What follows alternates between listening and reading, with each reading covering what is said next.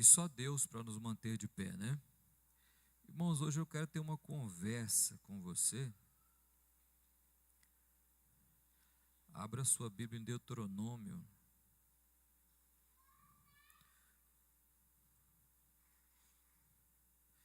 Salmo 78, irmão. É o mesmo texto, mas eu vou ficar em Salmo para você entender melhor.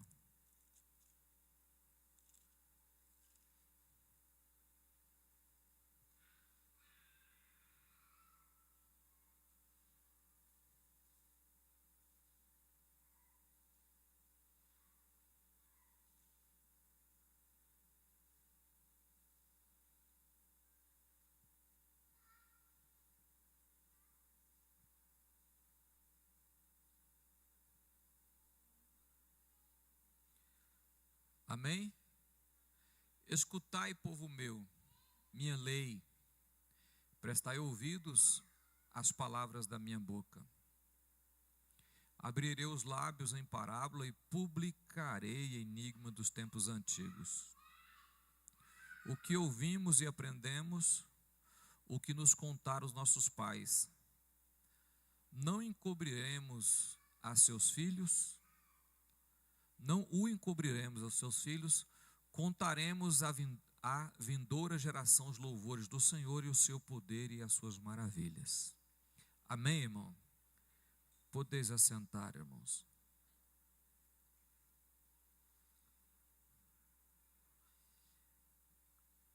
A responsabilidade, nós temos uma responsabilidade paterna. Pessoal da mídia aí, presta atenção aqui.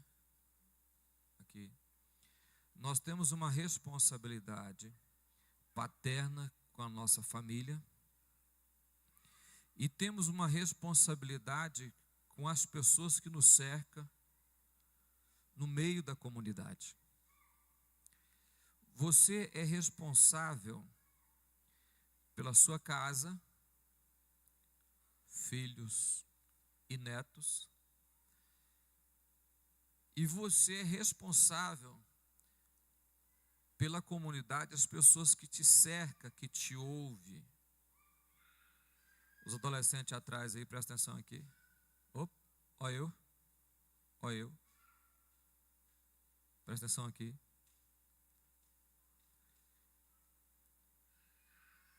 Então, essa responsabilidade nós não podemos se eximir dela.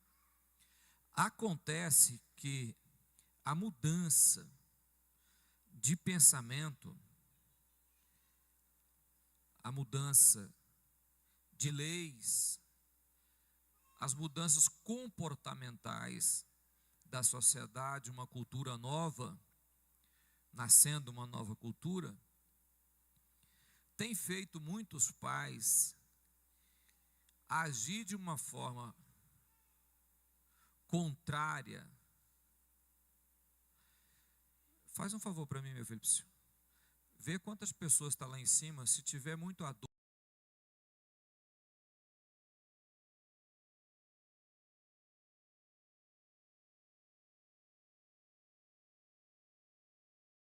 a falta de eu tomar posições, talvez até posições que venha desagradar as pessoas que me cercam, ou desagradar a minha família, os meus filhos, os meus netos, ou desagradar as pessoas perto de mim, por causa dessa cultura de politicamente correto. Já viu a cultura do politicamente correto?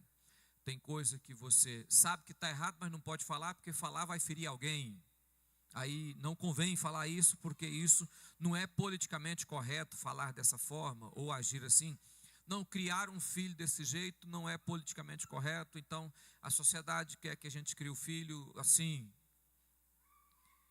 Nós temos uma responsabilidade com a próxima geração. Olhe para mim, irmão. Nós temos uma responsabilidade com a próxima, seja ela perto de mim, ou seja ela, que eu estou falando perto aqui, eu estou colocando a minha família, né?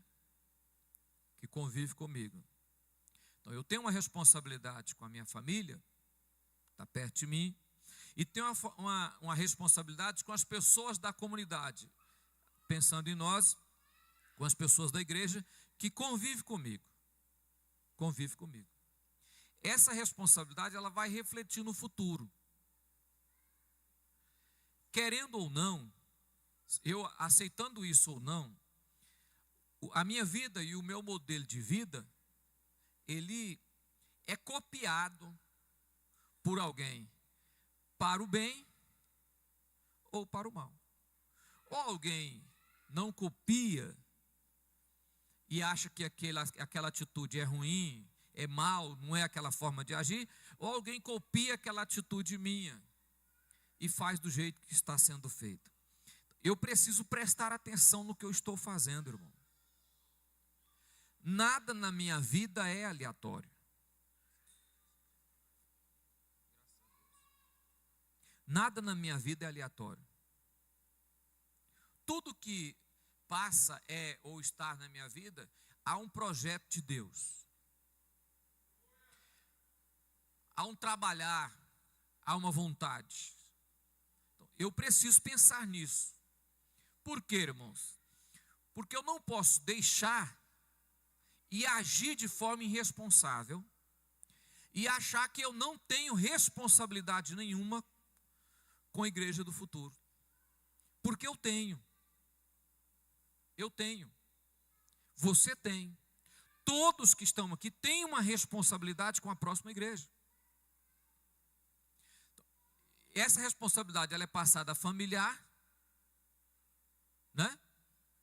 De pai para filho, de filho para filho, de pai para neto. E essa responsabilidade, ela é social, ou seja, existem pessoas perto de mim que estão vendo a minha maneira de agir e vão copiar essa forma. Para o bem ou para o mal. Amém, irmão? Pegou a ideia aí? Quem de vocês aqui, eu vou cantar um corinho aqui, irmão, você não vai falar que eu sou velho, não. Quem conhece aquele corinho assim, ó? Uma palavra perdida, já quase esquecida, me fez despertar. Contendo 7 letrinhas e todas juntinhas se ler cativar. Cativar é amar, é também carregar um pouquinho da dor que alguém tem para levar. Quem já viu esse corinho? Vocês nunca viram, irmão? Então tá velho mesmo, irmão. Vocês nunca viram esse corinho? A minha família já viu, que uma vez ou outra peguei eu cantando dentro de casa esse corinho, né? Cativou, disse alguém. Vocês não conhecem esse corinho? A gente é responsável a cada passo que você dá na vida de uma pessoa, seja para o bem da pessoa ou para o mal. De uma certa forma, você tem uma responsabilidade. Porque a Bíblia nos chama de luz. Luz, no sentido figurado do que a Bíblia nos chama, quer dizer, aquele que clareia a mente do outro. Aquele que alumia o caminho do próximo. Então, o mundo vive na escuridão, mas quando aproxima de nós, há um brilho, não um brilho, mas há uma descoberta nova na nossa vida, que vai favorecer a pessoa que está perto de nós. Nós causamos uma impressão, essa impressão vai ficar para o bem ou para o mal. E eu preciso me preocupar com isso, porque eu posso estar fazendo isso em adolescentes, jovens e até adultos que serão uma igreja do futuro, e eu posso estar deixando um legado que atrapalha a vida das pessoas. Amém, irmão? Por isso eu li esse texto aqui. Já li ele aqui uma vez. Quem esteve nas minhas mensagens já viu que eu já falei sobre esse texto aqui uma vez. E agora abre a sua Bíblia em Números.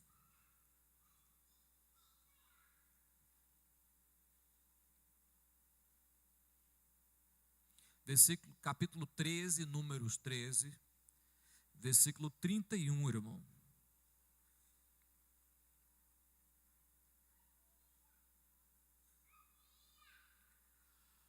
Porém, os homens que tinham subido disseram: não poderemos subir contra aquele povo, porque é mais forte que nós. E diante de quem? Dos filhos de Israel, fizeram o quê? Infamaram a terra que havia espiado, dizendo, criaram uma má fama da terra. A terra pelo meio da qual passamos a espiar é uma terra que devora os seus moradores. E todo o povo que vimos nela são homens. Só para você ver o tanto que as pessoas aumentam, né? Todo o povo que vimos nela. Não era todo mundo gigante. Não era todo mundo. Eram alguns homens daquela época que eram gigantes. Não era todo mundo. Mas quem foi lá e viu, e todo o povo que vimos nela são homens de grande estatura. Você já leu esse texto? Não já? Quem já leu esse texto na Bíblia? Os 12 espias. Existem duas lições aqui nesse texto que você precisa observar. A primeira lição que eu quero que você entenda desse texto aqui, olhe para mim, irmão. Eu não posso ir crendo em tudo que ouço logo de primeira mão. Eu preciso aprender, ter um filtro, antes de crer naquilo que as pessoas me falam. Principalmente agora com o advento da inteligência artificial da IA, por causa de que nesse tempo nosso agora, a IA vai influenciar muitas pessoas dentro da igreja, por ser pessoas que não têm buscado um crescimento intelectual cristão, eles vão ser levados por conhecimento que não é verdadeiro. Presta atenção numa questão aqui, irmão. 10 homens falou que a terra era uma terra que devorava os seus moradores, e os homens que estavam lá eram de grande estatura, e os homens que ali tinham, todos eles eram bom de guerra, bom de batalha. As cidades eram bem estruturadas, com muros altos, e que eles não tinham nenhuma condição de subir para vencer esta guerra. 10 homens falaram isso. Olhe para mim. O que aconteceu? Aconteceu que quando esses homens falaram, infamaram contra a terra, as pessoas que estavam ali ouviram aquela conversa e saiu falando e divulgando essa má fama para todo o povo de Israel. E o povo creu. Olha, e o povo creu. O povo tinha um coração disposto a crer naquilo que não era verdade. É a primeira consequência de uma pessoa que ouve os outros falar algo e sai falando que é verdade. Eles acreditou naquilo a tal ponto de perder a própria vida. Eles creu em uma palavra sem antes ouvir uma segunda opinião e balançar a opinião em A e B para saber qual era a melhor a ser escolhida. Terceiro ponto. Eles achou, olha o perigo de você sair crendo em tudo que ouve. Eles acharam que aqueles homens estavam mais certos, mais convictos do que o que Deus tinha dito que os colocaria na terra de Canaã. Então, eles creram naqueles 10 homens que infamaram a terra, desacreditou do que era Deus. O diabo tem feito muito isso nas escolas, irmãos.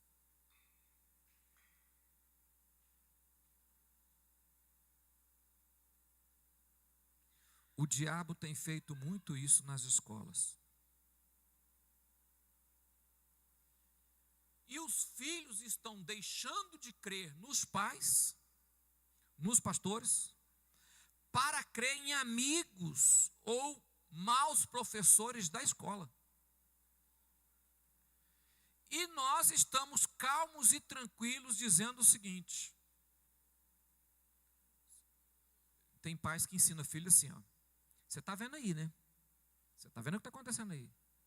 Nós não ensinamos filhos assim, irmão. Ninguém ensina filho assim. Meu filho, você decide o que você quer. Meu filho, você corta o seu cabelo lá do jeito que você quer. Ah, meu filho, você vai onde você quer. Ninguém ensina filho assim, irmão. Não é dessa forma que ensina filho. Quando Deus instituiu um pai, Deus colocou um líder. Líder mostra direção. Líder não pergunta para o liderado assim, para onde você quer ir? Líder não faz isso, irmão. Líder fala, vamos para cá. O Marcelo está aqui, o Marcelo tem uma empresa, mexe com gente. O funcionário faz o que quer? Chega cedo, o Marcelo vai organizar para colocar materiais num caminhão, na Scania. O funcionário chega e fala, hoje eu decidi que nós vamos começar a trabalhar nesse caminhão, da frente aqui lá para o fundo. Nós não vamos começar do fundo lá da gabine para cá, não. Não, aqui começa daqui para lá. Não, mas hoje eu saí de casa, nós vamos fazer assim. Não é assim, irmão. Ah, é assim que você quer trabalhar? É. Pega a sua mala, vai embora, eu vou colocar outro no seu lugar. Líder. Mas o povo resolveu passar para a família deles que 10 tinham falado que os homens de lá eram tão fortes, tão poderosos, que nem Deus poderia colocá-los. E que Deus tinha levado-os para ali para matá-los. E eles acreditou e infamaram aquilo e passou a falar contra Moisés. E o que Deus fez? Moisés, essa geração, olha, presta atenção, irmãos, essa geração não vai entrar na terra prometida. Essa geração aqui, que desacreditou de mim, que duvidou, que foram incrédulos, que não olhou para o que eu possa fazer, essa geração não vai entrar na terra prometida. A outra geração que vai vir depois dela, sim. Essa é a primeira questão do texto que você vê, irmão. A primeira questão do texto aqui que você observa é o seguinte: você não pode deixar a sua família sair andando atrás de qualquer pessoa porque alguém falou, porque alguém inflamou, porque alguém disse que é um caso de verdade.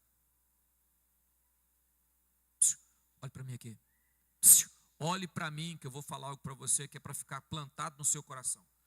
O dia que o seu filho chegar na sua casa tendo como referência uma pessoa que não é cristã, que não serve a Deus, que é da escola, que é um professor, que é qualquer pessoa, e ele tem aquela pessoa como algo admirável,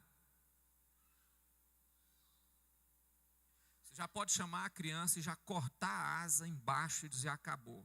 A referência aqui chama Jesus, o filho de Davi.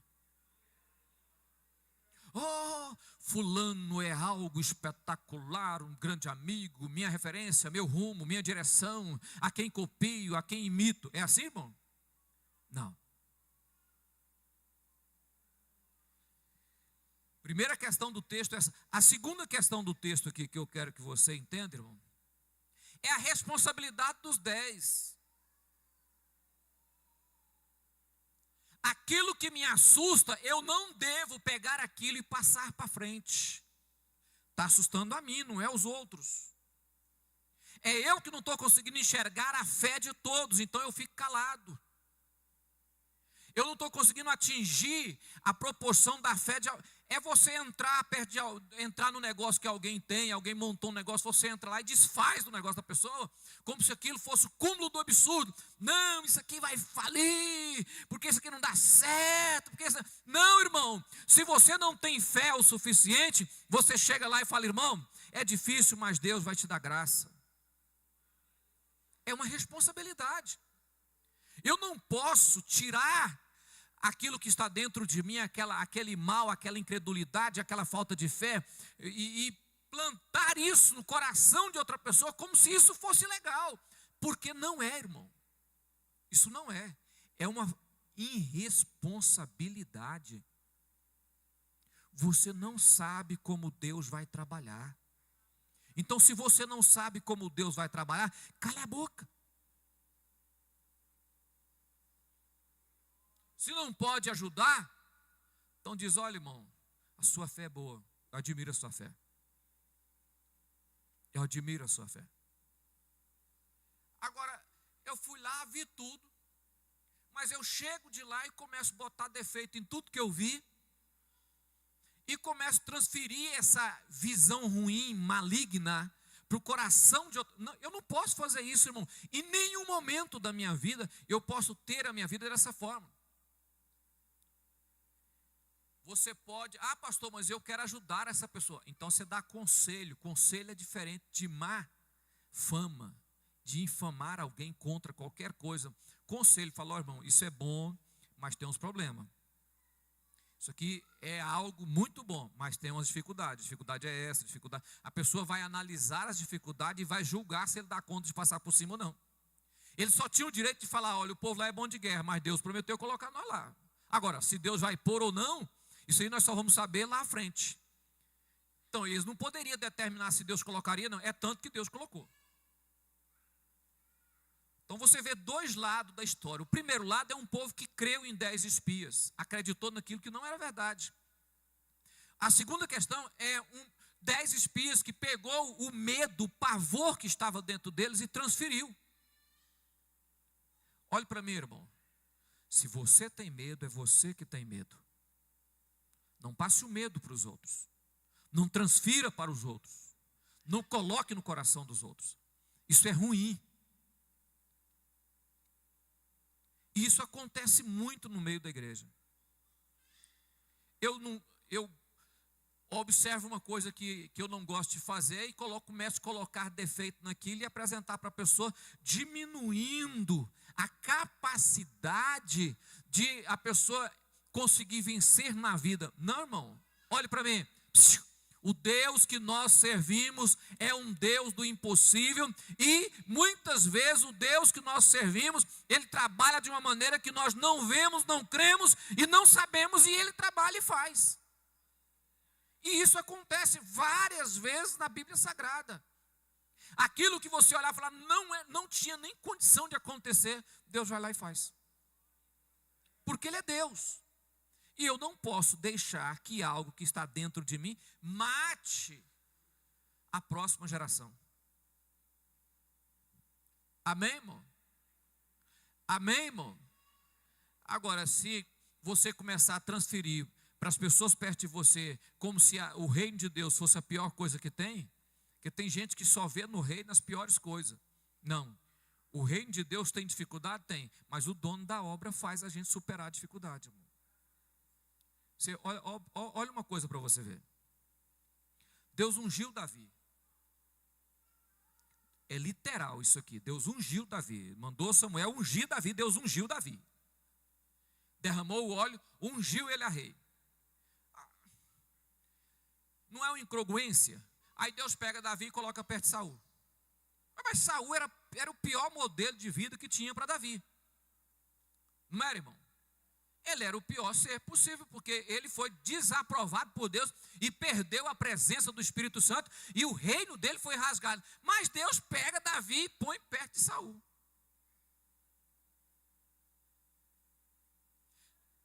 Olha para mim, se fosse um caso de amizade com Davi, eu, pastor Celino, pastor junto com Davi, lá no amigos, quase da mesma idade, eu falava, pai, não vai não, você é doido, moço. Aquele homem já está rasgado por Deus, Deus já acabou com ele, já dispensou ele, já tirou o espírito dele, e você vai para lá? Pai, aquele homem é um caminho de maldição. Nem o pai de Davi não deu conselho para ele para não ir.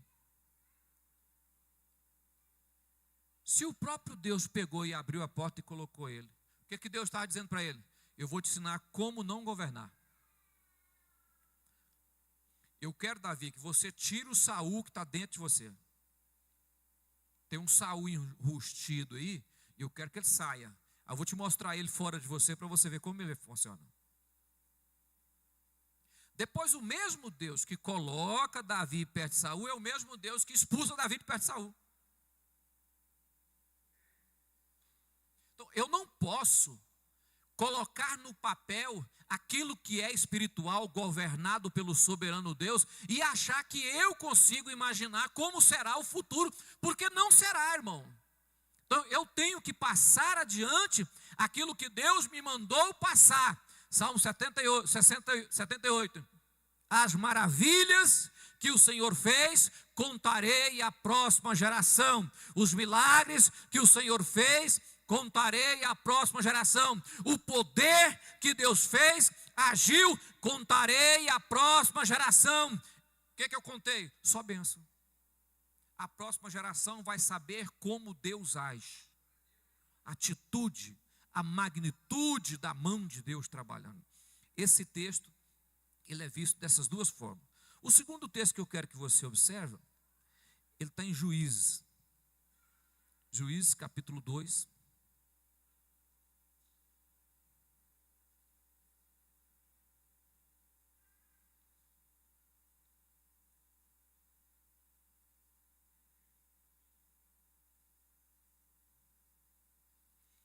Versículo 8. Faleceu Josué, filho de Num, servo do Senhor, com a idade de 110 anos. 9. Sepultaram no limite da sua herança, Tinat-Heres, na região montanhosa de Efraim, ao norte do monte Gaás. Foi também congregada a seus pais toda aquela geração, e a outra geração após ele se levantou, que não conhecia o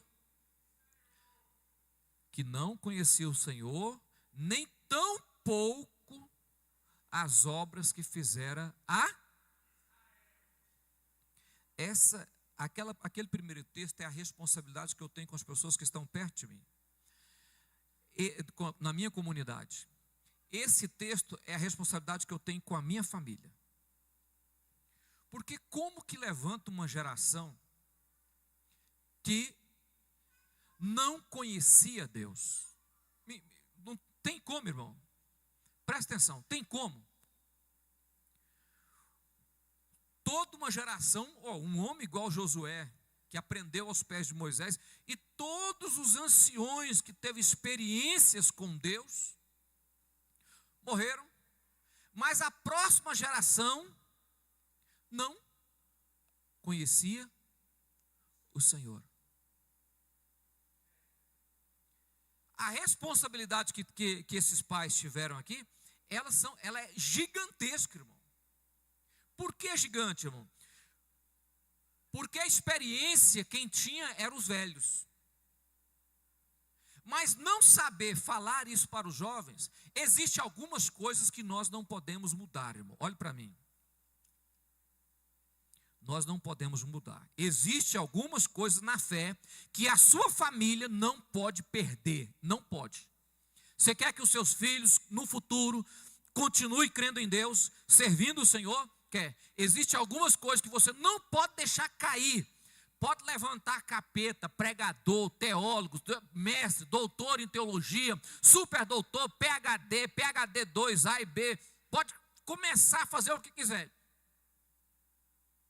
A Bíblia é a voz de Deus, é a palavra de Deus, de Gênesis a Apocalipse.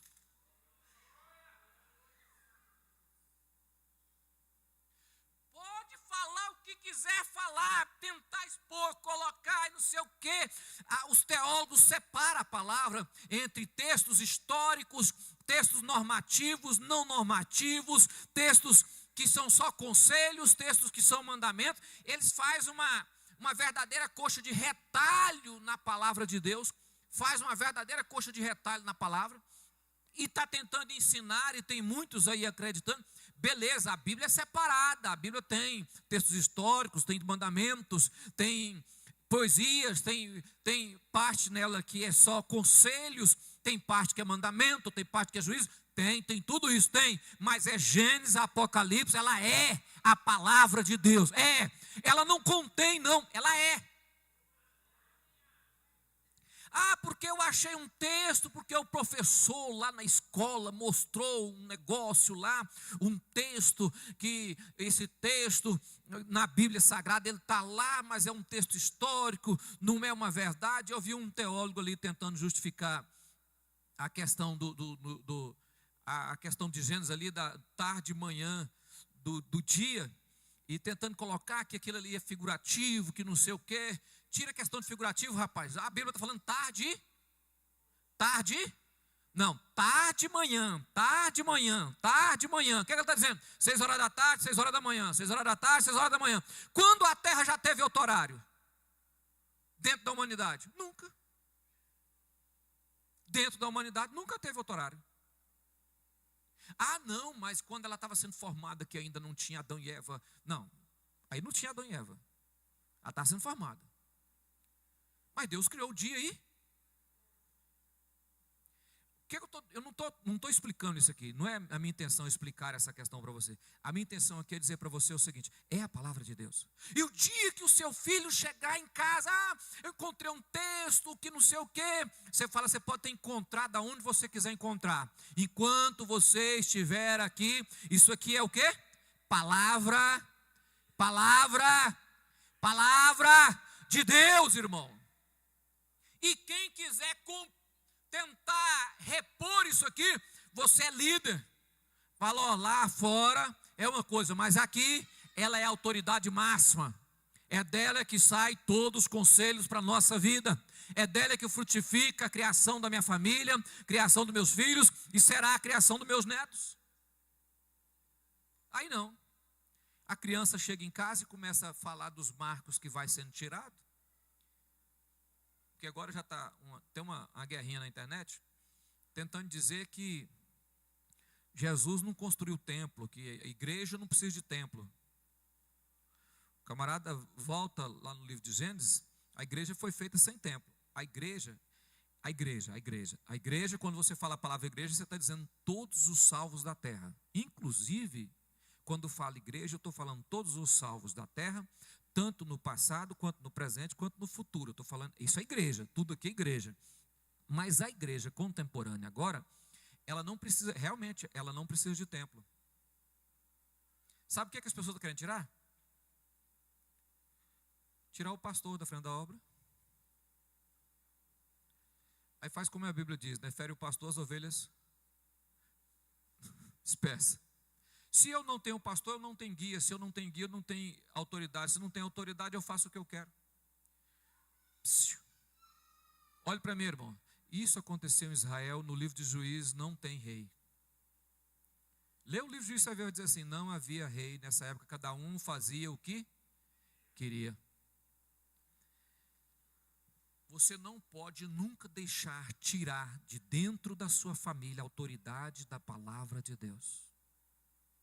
Ah não, porque eu encontrei um versículo aqui, teve alguém que falou comigo assim, nossa, mas a Bíblia é tão machista, que fala que a mulher tem que ser submissa ao marido. A palavra submissa não é machismo. A palavra submissa é debaixo de uma missão. O marido tem uma missão, a mulher que casou com ele tem a mesma missão.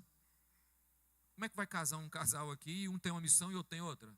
Ah não, Deus me chamou para ir para a África. Não, eu fui chamado para ir para a Etiópia. É assim, irmão? Mas não tem como isso acontecer. A mulher submissa ao marido debaixo da mesma missão. E se tem mais coisa dentro da casa? É porque a categoria do homem de equilíbrio e de aguentar a porrada está mais alta do que a mulher na questão de musculatura e de mente. O homem, eu estou falando o homem regular, viu, irmão? Quando eu falo homem, eu estou dizendo aquele camarada, sabe, tem sangue no olho. Estou falando aquele camarada aqui, não, estou falando homem, aquele camarada aqui é homem. O camarada que é meio termo, não estamos falando nessa história aqui. Estou falando o homem que tem sangue no olho, ele é feito para porrada, para resolver. Ele não tem aquele negócio de, eu preciso de fazer uma terapia, eu vou ter que sair lá em casa, eu vou fazer uma terapia agora, porque eu estou precisando ser ministrado na minha alma. Não tem nada de ser ministrado na minha alma, não, irmão. Eu nasci e foi para porrada mesmo.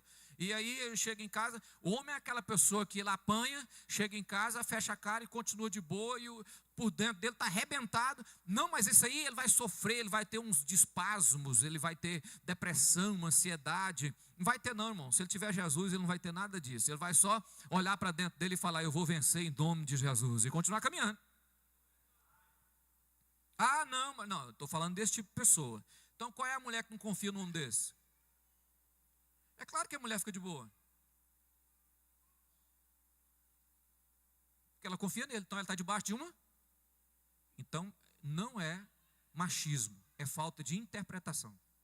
Então não é a Bíblia que está errada, é falta de interpretação, é falta de saber o que está sendo dito. A minha esposa, ela fala para mim direto, tem coisa que vai resolver em casa. Ela fala, não, resolve você que eu não quero ter isso na cabeça, não. Essa preocupação aí, você mesmo toma conta desse trem aí, resolve isso aí. Para que eu vou me preocupar com isso? Se vira. Olhe para mim, irmão.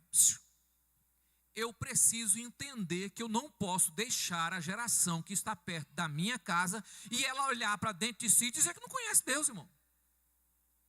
Não conheceu o meu Deus. Os meus filhos não conheceram o Deus que eu sirvo. O Deus que eu comungo. Mas quem faltou passar esse Deus? A geração. A última parte do texto diz, nem tampouco as obras. Alguns dias atrás eu preguei sobre isso aqui, a necessidade de você contar, ter o que contar. Contar é ter o que contar. Se eu não tenho experiência com Deus, eu não tenho o que contar. Se eu não tenho o que Deus fez na minha vida, eu não tenho o que contar, irmão. Igual o camarada estava pregando esse dia, falando que Deus não cura mais agora, que não precisa de curar porque tem muitos médicos. Eu não sei você, mas Deus me cura até dor de cabeça. Tem muitos remédios para dor de cabeça em farmácia. Mas tem dia que Deus me cura de dor de cabeça. Eu oro ao Senhor, a cabeça está doendo muito, eu oro ao Senhor, e quando eu pego, passou a dor, acabou. Minha esposa já foi curada de gastrite, de ficar caindo no chão de dor na barriga, e ela foi curada instantaneamente, assim, a pessoa orou com ela, e ela levantou curada, nunca mais. Toma remédio, toma tudo, nunca mais teve problema. Agora o camarada falar que Deus não cura, então se você não tem experiência para contar das obras que Deus faz, aí é você que não tem. Mas eu te aconselho a conhecer a Deus a tal ponto de você ter experiências verdadeiras para contar para o seu filho. Amém, irmão? A terceira questão que eu vejo nesse texto aqui, irmão, é a forma que eu crio o meu filho. A maneira que eu estou criando os meus filhos.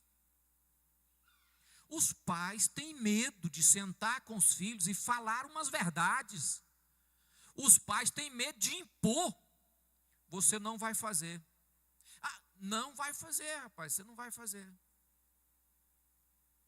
Pai, eu já tenho 15 anos, você pode ter 50. Se estiver debaixo do meu teto, você não vai fazer. Agora, depois que você sair debaixo do meu teto, você se vira. Carrega seu povo. Agora, dentro da minha casa, você não vai fazer. O que? Isso é, não, mas isso é tirania. Não, irmãos, isso não é tirania, isso é sabedoria. Sabedoria. E eu vou te falar para você por que é sabedoria. O pastor Genismar pregou na sede agora, que você não foi lá, né? No encontro de varões. E ele falou uma coisa engraçada lá. Ele falou assim, eu não sei, eu já tinha isso na minha mente. Eu não sei o que os pais estão pensando.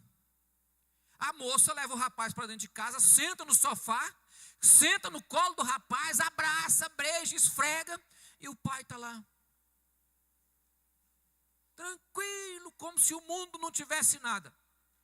Que porcaria de pai é essa, pelo amor de Deus, irmão? Aonde isso vai acontecer? Aonde, irmão? Pastor, é porque o senhor não tem filho e mulher. Se eu tivesse, era pior ainda.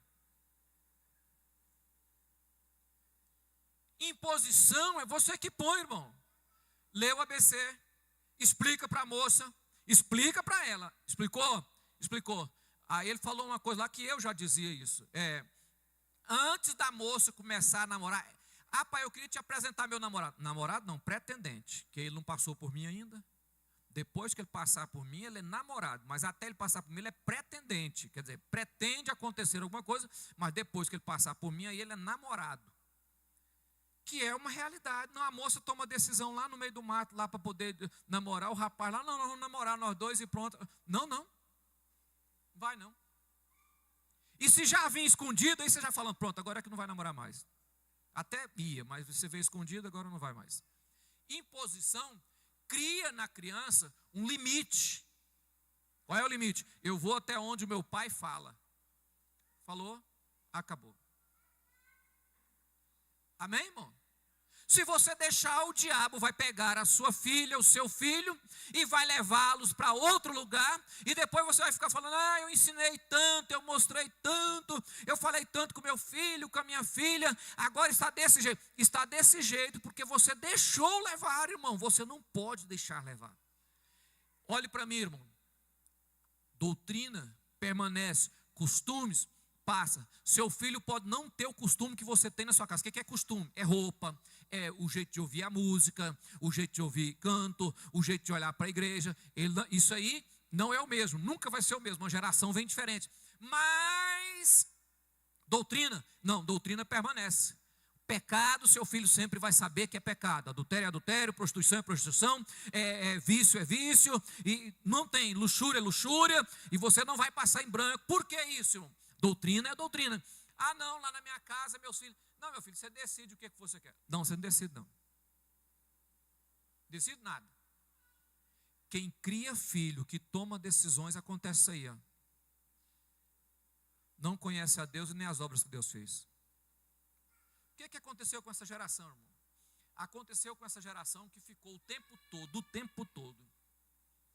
Vinha um juiz, o povo desviava.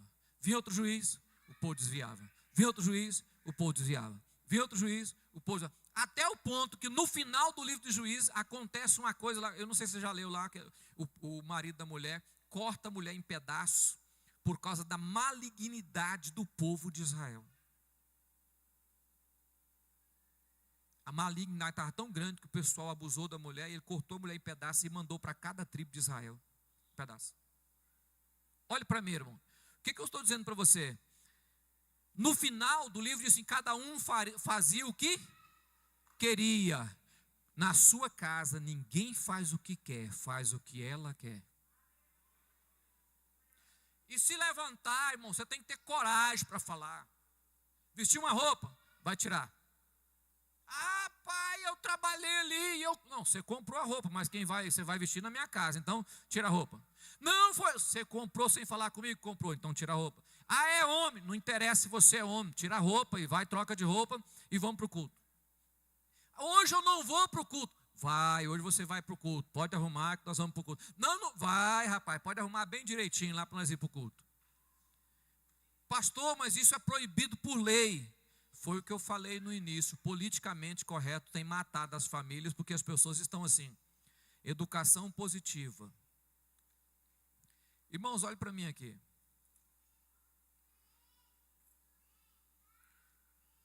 Tem criança de 4 anos que manda no pai. Faz o que quer, quando quer. 4 anos. Você imagina quando esse menino tiver 20.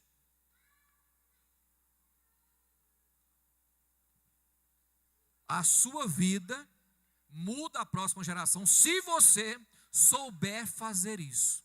Você vai passar para frente tudo aquilo que Deus te ensinou. E como Deus criou você, você vai criar a próxima geração em nome de Jesus. Amém, irmão? Amém, irmão? A próxima geração será abençoada, mas a bênção vai passar pela sua vida para a vida da próxima geração. Ela não vai direto à próxima geração. Não, porque nós temos um jeito novo assim de servir a Deus. Você não tem um jeito novo. O jeito de servir a Deus já vem aí há mais de 2000 anos lá, irmão. Não tem outro jeito, não existe outro jeito de servir a Deus. Não, porque nós descobrimos uma forma nova. Não tem outra forma, a forma já está aqui. O jeito de servir já está aqui. Não tem como fazer outro meio aqui de servir. Amém?